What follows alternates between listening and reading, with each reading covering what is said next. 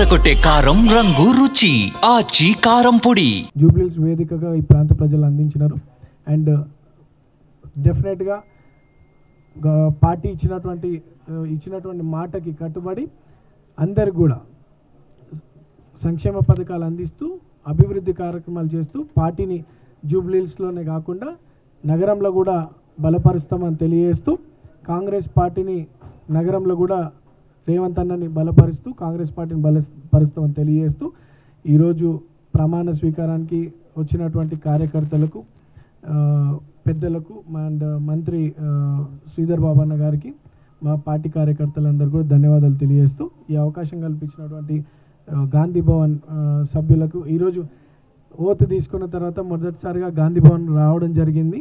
గాంధీ భవన్ పెద్దలందరినీ కూడా కలిసినాను అండ్ మిమ్మల్ని అందరూ కూడా పరిచయం చేసుకోవడం చాలా సంతోషంగా భావిస్తూ ప్రజల కష్టాలను దూరం చేస్తూ అభివృద్ధి కార్యక్రమాలు చేస్తూ మంచి పేరు సంపాదించుకుంటానని చెప్పి తెలియజేస్తూ నాకు ఇచ్చినటువంటి అవకాశాన్ని పెద్దలందరూ కూడా ధన్యవాదాలు తెలియజేస్తాను.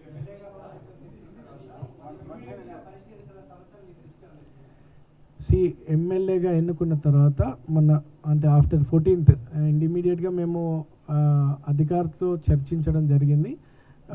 అండ్ ఈ రోజు నుండి అఫీషియల్గా కదా. సో బట్ మన పొంగులేటి శ్రీనివాస్ గారు మినిస్టర్, సో మా దగ్గర ఒక గ్రేవ్ యార్డ్ ఇష్యూ ఉంది మైనారిటీకి సంబంధించి. అధికారులను పిలిపించి పెద్దలు మంత్రివర్యుల సమక్షంలో అది చర్చించడం జరిగింది. దాని లీగల్ ప్రాసెస్ చూస్తూ ఉన్నారు. ఎటువంటి ఇబ్బందులు ఎవరికి కలగకుండా గ్రేవ్ యార్డ్ ఇష్యూని సాల్వ్ చేయాలని అదొకటి. అండ్ హైటెన్షన్ పోల్స్ ఎప్పటి నుండో మా ప్రాంతంలోనే దాదాపు 10,000 సంఖ్యలో జనాలు చనిపోయినారు.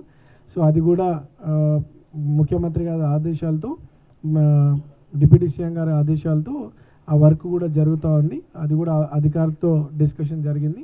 అండ్ కృష్ణానగర్కి సంబంధించినటువంటి నాలా ఇష్యూ కూడా వర్షం వచ్చినప్పుడు ఆ ప్రాంతం అంతా కూడా వరద బాగా వచ్చేస్తుంది. అది కూడా అధికారులతో మాట్లాడడం జరిగింది. అండ్ ఫ్రమ్ టుడే టుమారో అందరు అధికారులతో మాట్లాడి ఇచ్చినటువంటి వాగ్దానాలన్నీ కూడా నెరవేరుస్తాం. అండ్ ఎన్టీ రామారావు గారి స్టాచ్యూ ఒకటి అండ్ పి జనార్దన్ రెడ్డి గారి స్టాచ్యూ విషయంలో కూడా ఆ కమ్యూనిటీ పెద్దలతో మాట్లాడడం జరిగింది. అది కూడా వీలైనంత తొందరలో నెరవేరుస్తామని చెప్పి తెలియజేస్తూ ఆ ప్రాంతంలో ఇంకా అనేక సమస్యలు ఉన్నాయి, అవన్నీ కూడా ఒక్కొక్కటిగా నెరవేరుస్తామని చెప్పి తెలియజేయడం జరుగుతుంది.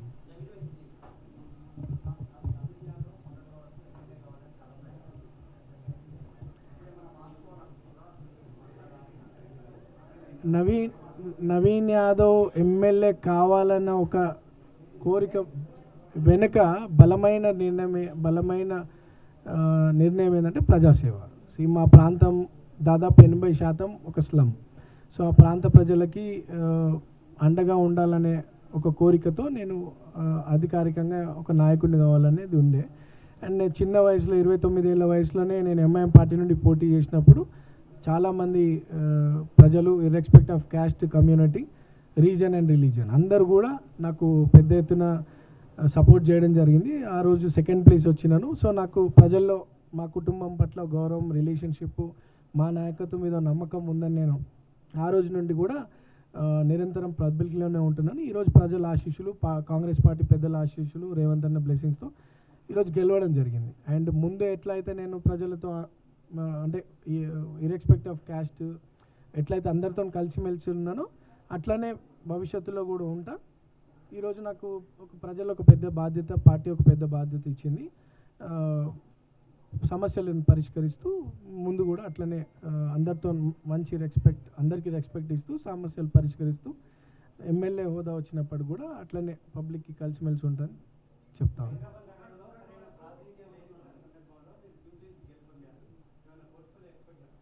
నాకు అటువంటి ఎక్స్పెక్టేషన్స్ ఏం లేవు. ప్రజాసేవనే నా మేజర్ ఎజెండా. అండ్ డెఫినెట్లీ మా ప్రాంతం ఏం చేయకుండా అంటే ఓకే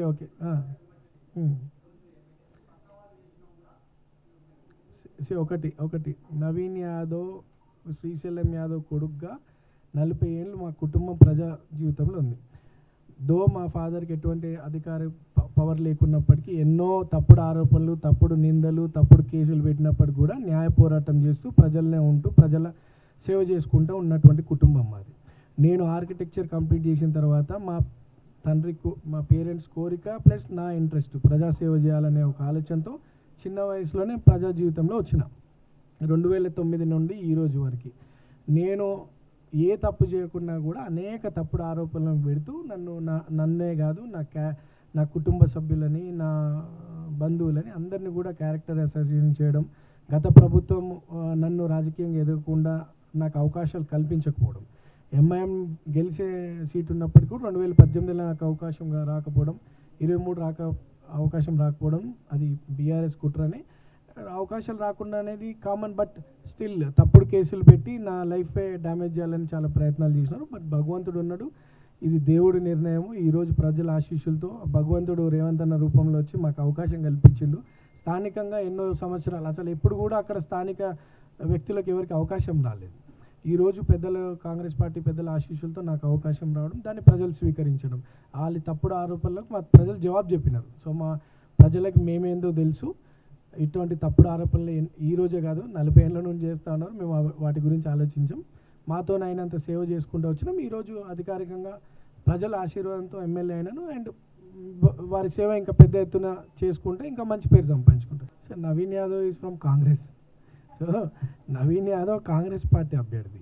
సో అందరి కష్టము, కాంగ్రెస్ పార్టీ పైన ప్రజలకు ఉన్నటువంటి నమ్మకము అండ్ ఇచ్చినటువంటి మాట నెరవేరుస్తూ ఒక్కొక్కటిగా ఇస్తున్నటువంటి సంక్షేమ పథకాలు, మా ప్రాంతంలో చేస్తున్నటువంటి అభివృద్ధి కార్యక్రమాలు అన్నీ కూడా అండ్ మోరోవర్ మా కుటుంబం మీద ఉన్నటువంటి గౌరవం అన్నీ కూడా ప్రజలకు బలమైన నమ్మకం ఏర్పడి నన్ను గెలిపించినారు, కాంగ్రెస్ పార్టీని గెలిపించినారు అండ్ రేవంత్ అన్నని బలపరిచినారు పార్టీ.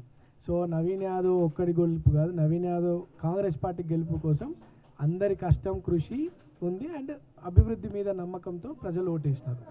ఒకటి గోపీనాథ్ గారు చనిపోకపోయినా జూబ్లీహిల్స్లో బై ఎలక్షన్ వచ్చేది, అది చాలామందికి తెలియదు. And there was a case pending and almost అది ఫైనల్ జడ్జిమెంట్కి వచ్చే సమయంలో తన కాలం చేయడం జరిగింది. ఒకవేళ గోపీనాథ్ గారు బ్రతుకున్నా జూబ్లీహిల్స్లో బై ఎలక్షన్ వచ్చేది and case was pending at high court. So నేను అది కేసు విత్డ్రా క్లోజ్ చేయడం వల్ల తను చనిపోయినాడు కాబట్టి కేసు క్లోజ్ చేసినాం, లేకపోతే ఎలక్షన్ కమిషన్ వాజ్ పార్టీ నేట్. సో ఎలక్షనే జరిగేది కాదు. క్లోజ్ అవ్వడం వల్ల ఎలక్షన్ కమిషన్కి ఆ మెసేజ్ పోవడం, అక్కడ నుండి సెంట్రల్ ఎలక్షన్ కమిషన్ మెసేజ్ పోవడం, ఎలక్షన్ రావడం. ఎలక్షన్ అనేది ఆయన కాలం చేసింది కాబట్టి వచ్చింది. ఒకవేళ చేయకపోయినా ఎలక్షన్ వచ్చేది. ఎట్టి పరిస్థితుల్లో జూబ్లీహిల్స్ ప్రాంతంలో ఒక ఎలక్షన్ అనేది జరిగింది అండ్ వి వన్. సో ప్రజల ఆశీస్సు.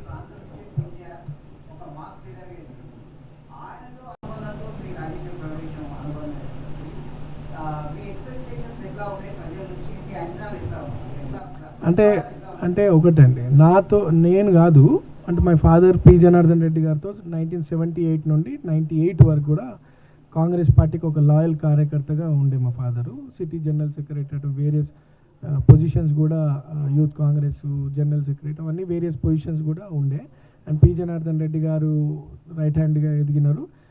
పి జనార్దన్ రెడ్డి గారు చేసినటువంటి కార్యక్రమాల్లో మా ఫాదర్ ఉండేది. నేను చిన్నపిల్ల ఉన్నప్పుడు బట్ నా పొలిటికల్ కెరియర్ ఎంఐఎం పార్టీ నుండి స్టార్ట్ అయింది. తర్వాత మీరు అందరూ చూసినట్టు కార్పొరేటర్గా ఎమ్మెల్యే పోటీ చేసినాను.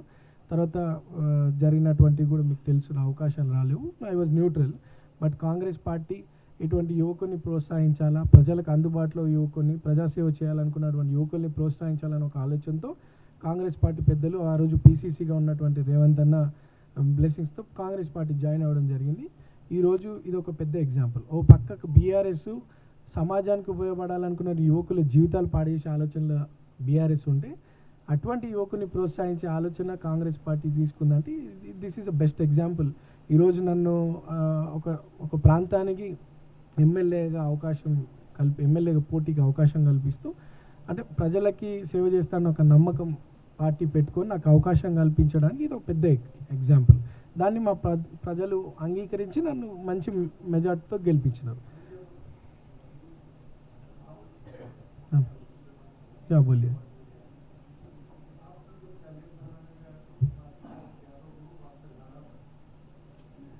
कोई नाराज नहीं थे, सब खुशी थे, सबके आशीर्वाद, सबकी मेहनत, सबकी आशीर्वाद से आज मैं जीत के आया. किसी के नाराज नहीं, हर कोई मिल के मेहनत करे, कार्यकर्ता से मुख्यमंत्री साहब तक हर कोई कांग्रेस पार्टी को जिताने के लिए मेहनत करें जुबलिल्स में। आज ये जीत एक एग्जाम्पल है। आने वाले इलेक्शंस में भी, चाहे वो लोकल बॉडी हो, कॉरपोरेशन इलेक्शंस हो और कोई इलेक्शंस हो, सब एक होकर ऐसी जिस तरह कांग्रेस यूनिटी के साथ मेहनत करी वहाँ हर जगह उसी तरह सब मिल के मेहनत करेंगे, पार्टी को जिता लेंगे। Thank you so much. Yes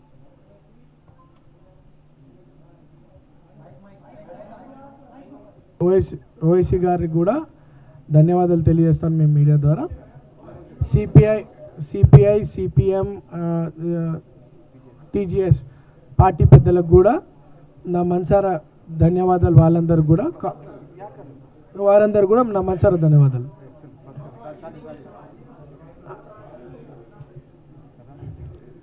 आज हमारे जुबलिल्स के पब्लिक को मैं दिल से शुक्रिया अदा करना चाहता हूँ। ये जो अच्छी मेजॉरिटी से मेरे को जीता, जो भरोसा मेरे ऊपर लगा लिए, उनकी भरोसा निभाने के लिए, उनके बीच में रहते हुए, उनके तकलीफ़ा दूर करते हुए, वहाँ के प्रॉब्लम सॉल्व करते हुए, डेवलपमेंट एक्टिविटीज़ करते हुए एक अच्छा नाम कमा ले। तो ये जो मेरे को जीता है और ये जो मौका मेरे को पार्टी बड़े लोग जो मौका दिए, रेवंत रेड्डी साहब, कांग्रेस के बड़े लोग, सबको दिल से शुक्रिया अदा करता हूँ। और जो मेहनत करे हमारे लिए वहाँ chairman, MLAs, corporators, ministers, everybody, सबको मैं दिल से शुक्रिया अदा करना चाहता हूँ। Thank you.